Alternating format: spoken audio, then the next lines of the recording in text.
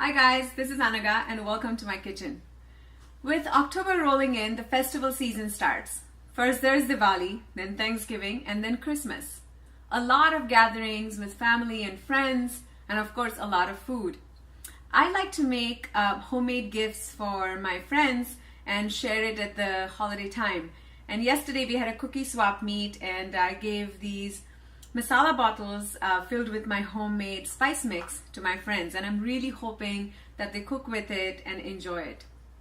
Talking about gifts, I received this saffron sample from Zarinpar Saffron, and it came in a cute little box, absolutely adorable, and saffron itself is gorgeous looking and smells incredible.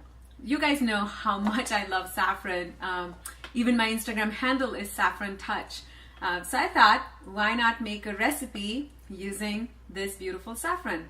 Whenever I think about saffron or cardamom, spices like that, obviously Indian cuisine comes to mind, and of course Iranian, Turkish, maybe Israeli, and even Spanish, because they use saffron in their paellas.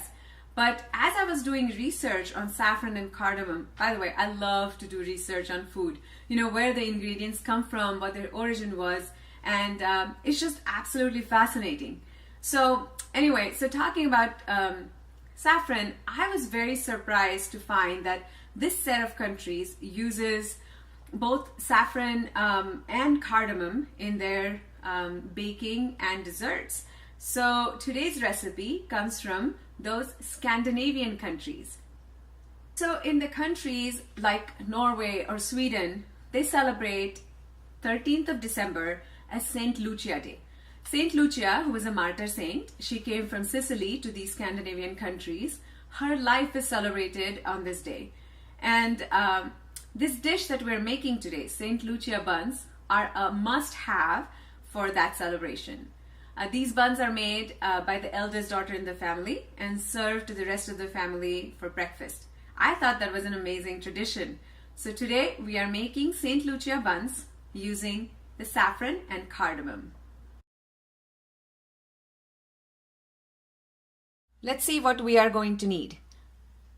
2 eggs, some granulated sugar, all-purpose flour, yeast, salt, warm milk, butter, green cardamom, and the star ingredient of the dish, saffron.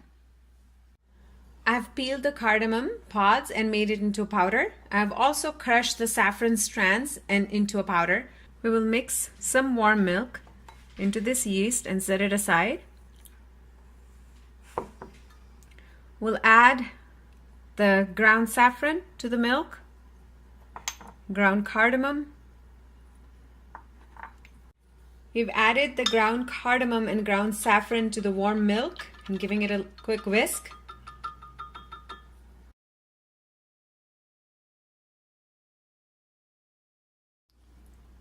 We have the flour and sugar mixed very well in a stand mixer bowl, to which I'm going to add the milk, butter, saffron and cardamom mixture. We will give it a quick whisk and bring it all together.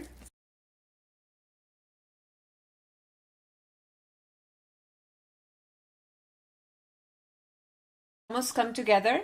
We will add our yeast mixture to it and knead a little longer. The key is to just take the dough and kind of fold it over. Just take it, fold it over. I hope you guys can see it.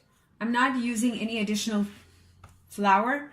I'm just taking the dough, kind of lift it and fold it over. So lift, fold. You will soon start seeing that the gluten develops and it gets less and less sticky. It gets more and more shiny.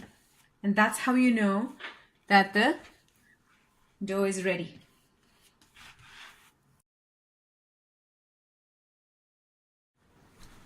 I hope you can see the dough has gotten very nice and elastic. It's getting shiny and it's not as sticky. And I have not used any additional flour at all. All it needs is a lot of patience. It's quite therapeutic actually. You know, just keep kneading. Keep kneading. Little bit of meditation almost. The dough is ready, and I've put it in a greased bowl, and I'm going to let it rest for about 3 hours.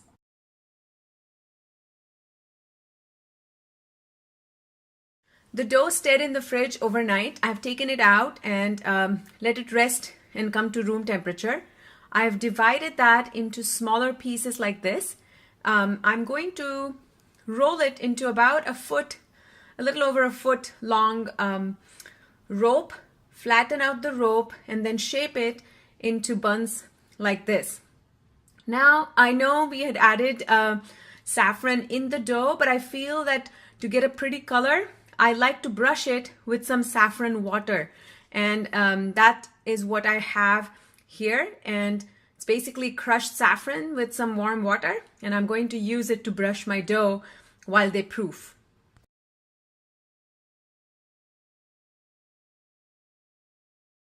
I have finished rolling all of these, and I have put them on a cookie sheet with either a silk pad or... Our buns have been rising and proofing for a couple of hours. They look beautiful.